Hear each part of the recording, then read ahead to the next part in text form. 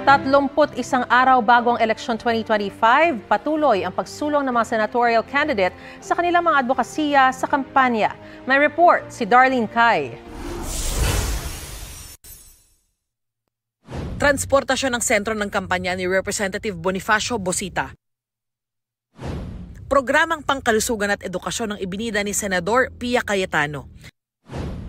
Si David D'Angelo, kahandaan sa climate change ang tututukan.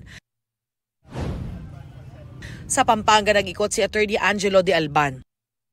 Si Senator Bongo, paglapit ng serbisyo sa mga tao ang prioridad. Naroon din si Philip Salvador. Bantay budget ang isa sa mga plataporma ni Ping Lacson.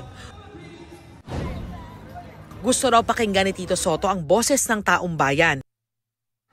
Tututukan daw ni Congressman Rodante Marcoleta ang pagbaba ng presyo ng bilihin. Pagpapaunlad ng agrikultura ang isinulong ni Senator Amy Marcos. Tututukan ni Kiko Pangilinan ang kapakanan ng mga magsasaka.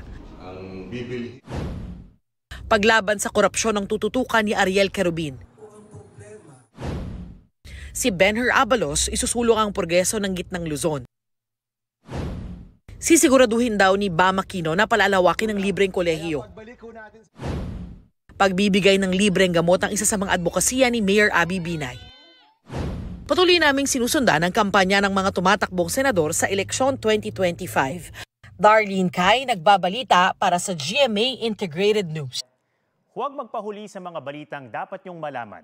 Mag-subscribe na sa GMA Integrated News sa YouTube.